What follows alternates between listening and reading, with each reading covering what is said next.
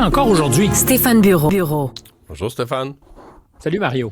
Les amateurs des belles histoires des pays d'en haut, ces jours-ci, repensent à la première version, la vieille version où Séraphin allait dans son grenier, puis là, il ouvrait la poche, puis il touchait ses pièces d'or, puis il disait « Mon or, mon argent! » S'il revenait en 2026, on n'imagine pas l'extase de Séraphin devant son or. Comme Harpagon contemplant sa cassette, on joue dans les pièces d'or parce que l'or brille et il brille beaucoup depuis quelques semaines. On en parlait encore hier matin. C'est le thème de Contact. J'ai demandé à quelqu'un qui, depuis des années, est un gold bug, gestionnaire de portefeuille. C'est un ingénieur, comme souvent d'ailleurs dans le monde de l'or, les plus grandes fortunes, celle de Pierre Lassonde, qui est le patron propriétaire ou copropriétaire de Franco-Nevada, un milliardaire québécois, ingénieur de formation. Donc, j'ai demandé à Sylvain Goulet de venir m'éclairer, de m'aider à mieux comprendre ce qui se passe dans le marché des métaux précieux, parce qu'il n'y a pas que l'or qui rugit, l'argent aussi. L'argent aussi, oui. Pour d'autres raisons, l'argent mais Stéphane, quadruplé. L'or, là, on est jeudi matin.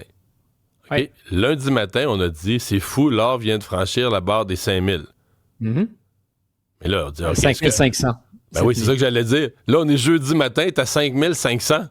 Fait qu'il a repris 10% en 3 jours. Non, mais c'est que là, tu dis, à ce rythme-là, on va passer la barre des 6000. Tu sais, ça a pris des années, ça a pris des décennies à atteindre 2000, une couple d'années 3000, une couple de mois 4000, quelques semaines 5000. Puis est-ce que ça va être quelques jours 6000? Alors, pour Pierre Lassonde, l'objectif, non pas personnel, mais tel qu'il le conçoit compte tenu des projections qu'il fait avec différentes variables, c'est 17 500 $ américains. Alors, pas pour demain matin, mais c'est à peu près là que serait le plafond. Il y en a qui disent, évidemment, ça ne tient pas la route. Dans tous les cas de figure, s'il y a une chose qui est une constante dans le paysage, c'est que nos pays n'ont pas fini de s'endetter et ça pèse lourdement. On écoute Sylvain Goulet. La raison principale de la hausse de l'or présentement, il y a plusieurs raisons dans le casse-tête dont je parle, mais le plus gros morceau du casse-tête, c'est le niveau de dette souveraine. Que ce soit les Américains, les Canadiens, les Français, les Japonais, les Britanniques, la dette souveraine, la dette de ces pays-là a atteint un niveau tel qu'on sait très bien qu'il n'y a pas aucun moyen facile de la repayer. Donc, il y a des avenues, il y a des sorties, il y a des sorties pour tout cela, mais il y a quand même un risque. On se rend compte que il y a beaucoup moins d'acheteurs de cette dette-là. Les banques centrales, en date d'à peu près 3-4 mois, maintenant ont plus d'or au total mondial que de dollars américains. Que d'obligations américaines. C'est à ce point-là. Donc, on a substitué à ces réserves en dollars américains des lingots d'or. Il n'a pas des contrats. Là. Ils veulent avoir... Eux, ils ont des lingots, ça c'est clair. Ils veulent la grosse patente dorée dans une voûte bien protégée. Oui. Ça compte parce que tu peux acheter de l'or de bien des façons. Tu peux acheter des contrats. C'est une promesse que tu pourrais être remboursé en or si tu le voulais. Mais ceux qui connaissent les enjeux, les grandes banques, ils n'ont pas des contrats, ils ont des lingots d'or. Mais il y a une exception. La Banque du Canada, qui a renoncé à avoir de l'or, a tout vendu au tournant des années 2000. On n'a plus d'or à Ottawa. Ça paraît pas la décision la plus sage revue avec les yeux de 2026, mais enfin. 250 $ l'once à l'époque. 6 000 bientôt. Bon. L'Iran, parlons de l'Iran. C'est quand même une situation tendue depuis surtout que Donald Trump a dit qu'une armada était en route. T'as-tu d'abord la définition d'une armada? On parle du porte-avions Abraham Lincoln, Good Old Abe, mais quand le porte-avions se déplace, c'est effectivement entouré de toutes sortes de bateaux. Il y a un croiseur lance-missiles qui est le centre de commandement autour duquel tout va tourner. Il y a des frégates pour le protéger, 3 au moins. Il y a un énorme bateau ravitaillement parce qu'on veut faire en sorte que tous ces bateaux puissent être autonomes le plus longtemps possible. Donc, le pétrole suit derrière, même si c'est pour aller protéger les approvisionnements de pétrole. Il y a toujours un pétrolier qui accompagne cette armada. C'est pas la plus grosse jamais constituée, mais c'est une puissance de frappe énorme sur le Lincoln, entre 75 et 85 aéronefs, des F-18, on les connaît bien au Canada, mais dans des versions plus modernes pour ce qui est de ceux qu'on trouve à bord du Lincoln, des F-35, la dernière génération des avions de combat américains, et puis ce croiseur qui a des missiles Tomahawk à son bord. Est-ce que c'est assez pour décapiter l'Iran? Non, mais c'est assez pour appuyer des opérations militaires avec, sur les bases américaines, particulièrement au Qatar, des avions qui se sont déplacés d'Angleterre, des avions anglais et des avions américains pour venir appuyer, parce que les Américains, depuis que le Gerald Ford est au large du Venezuela, était pas mal dégarni. Et là, on constitue ce qu'il faut de force pour être crédible quand on menace, puis peut-être pour frapper. L'objectif étant quoi? De négocier mieux parce qu'on est plus négociable quand on a quelques missiles à sa porte? C'est évident que quand on se promène avec un gros bâton dans les mains, c'est plus facile de négocier. Les États-Unis n'ont pas besoin de beaucoup rouler les mécaniques pour intimider. Dans le cas de l'Iran, c'est un régime qui est en place depuis 1979, qui sait résister aux pressions, mais qui mesure certainement ce qui est en train de se préparer autour d'eux. Disent on est prêt à négocier, mais s'il fallait qu'il y ait une attaque, nous serons impitoyables et on va riposter sur tout le monde. Mais est-ce qu'on veut négocier? Est-ce qu'on veut négocier du côté des Américains? Est-ce qu'on veut négocier une nouvelle approche du régime ou on veut négocier qu'ils sacrent leur camp et qu'ils soient remplacés? Alors, sacrer leur camp, il y a peu de chances que ça fonctionne. Je vois très mal l'ayatollah Khamenei dire « je vais aller faire du camping quelque part ailleurs parce que j'ai peur des Américains ». Sur le nucléaire, donc une entente plus contraignante, un contrôle meilleur de l'uranium enrichi, serons-nous jamais capables de vraiment les contrôler? Ce que dit Trump, c'est qu'il veut un deal parce que l'idée de pouvoir annoncer qu'il va se débarrasser du régime, c'est pas nécessairement à terme, ça ne sera pas nécessairement à terme récompensé. C'est un régime, je le dis, qui est résilient, fort.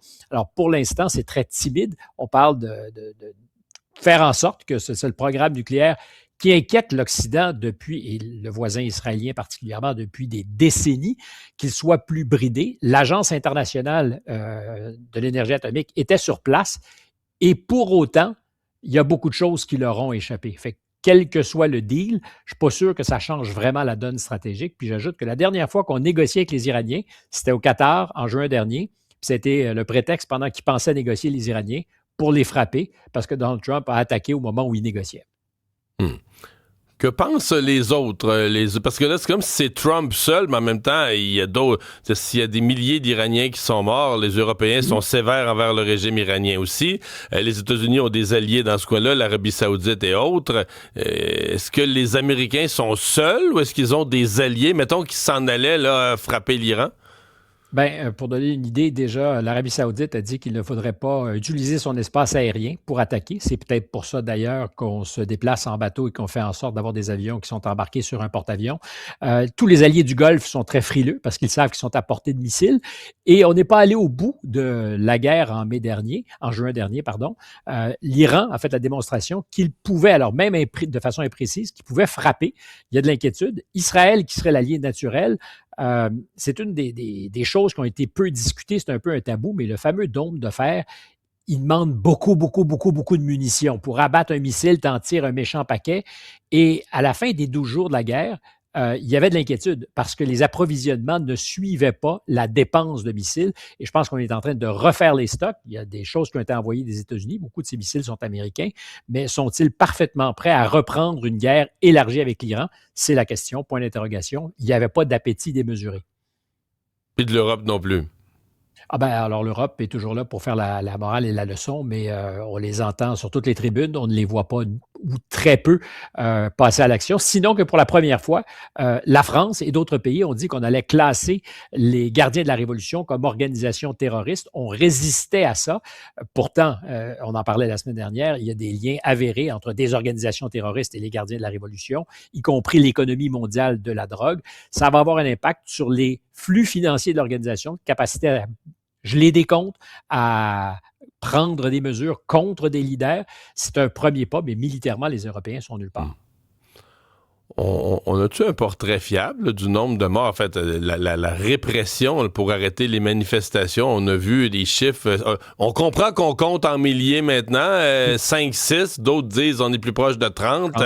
Est-ce qu'on a quoi que ce soit de fiable? Et est-ce que c'est ça le vrai but? Parce que à la base, là, le jour 1 de toutes ces menaces, Donald Trump avait dit si le régime iranien menace sa propre population ou frappe sa propre population, nous ne le laisserons pas faire.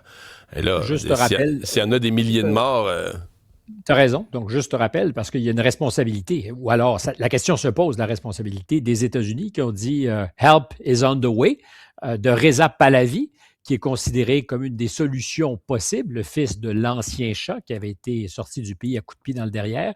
Alors, l'avantage de Reza Pahlavi, c'est que les jeunes d'aujourd'hui ne se rappellent pas du régime de son père, qui était implacable, et ce n'est pas un hasard si les mollahs sont arrivés au pouvoir, c'est qu'il y avait une réelle désaffection avec le régime du Shah, qui était aussi très autoritaire et très violent. Et sur les chiffres, alors, certaines organisations parlent mais plus sympathique aux États-Unis. Pour faire du business. Et à Israël, il était en visite en 2023. M. Netanyahou serait très content. Par ailleurs, c'est vrai qu'il y a historiquement des liens entre la Perse, l'Iran et Israël. Ils n'avaient pas vocation à être des ennemis. La configuration actuelle avec les mollahs au pouvoir a changé radicalement les choses, mais c'est évident, c'est embêtant pour l'Iran. Est-ce qu'ils veulent avoir à leur tête, dans un possible gouvernement de transition, le fils du Shah qui serait perçu comme l'allié indéfectible des Israéliens? J'en suis absolument pas certain. Sur les chiffres, il faut faire attention parce qu'il y a de la propagande de partout, y compris sur l'idée que les gens qui étaient dans la rue pour s'opposer au régime étaient totalement désarmés. On sait, il y avait des gens qui étaient armés, qui ont tiré. Il y a probablement des gardiens de la Révolution, des policiers qui ont été tués. Donc, c'est évidemment un déséquilibre dans le rapport de force, mais il y a des gens qui sont armés en Iran, peut-être pas nombreusement, mais il y en a. Est-ce que 30 000 personnes sont mortes? Est-ce que davantage? 10 000, 15 000? Dans tous les cas de figure, c'est un bain de sang. Et si c'était 30 000, il n'y a pas beaucoup d'événements dans l'histoire récente où en quelques jours, pensez-y, fait le calcul, là, 30 000 personnes auraient été tuées parce qu'un gouvernement veut réprimer un mouvement populaire. C'est 11 septembre. Exact. En fait, c'est 10, c'est 3 000 morts, 3 300 morts, je pense, le 11 septembre. Donc, tu es à 8, 9, effectivement, c'est fou. C'est fou, là. Non, c'est ça, en quelques jours. Mais il faut toujours se méfier des chiffres. Les diasporas iraniennes vont dire que... Et on a très peu de communication. Je suis de ceux qui pensent qu'il y en a plus que moins parce que ce régime a jamais lésiné sur les moyens pour rester au pouvoir. Et c'était certainement une des fois dans les 40 dernières années où ça a le plus senti la soupe chaude et où les gens étaient prêts à aller jusqu'au bout. C'est certainement pas fini. D'ailleurs, la première responsabilité, quand tu veux changer de régime, tu peux bien dire l'oncle Donald va venir. Mais la première responsabilité, malheureusement, ça se paye en chair et en sang, c'est celle des gens sur place qui feront la révolution, qui vont s'attaquer au régime. Parce que je doute, sinon je suis certain, que Donald Trump n'enverra pas beaucoup de GI pour imposer un régime plus démocratique. Je suis même convaincu que ce n'est pas son ambition que d'imposer un régime plus démocratique. Voyons ce qui se passe au Venezuela. C'était d'ailleurs pas un changement de régime, c'était une décapitation pour laisser en place des gens avec qui on peut mieux travailler. C'est comme ça qu'on peut entendre les choses. En Iran, je ne suis pas sûr qu'il y ait une aspiration à la démocratie du point de vue de Donald Trump. Merci, Stéphane.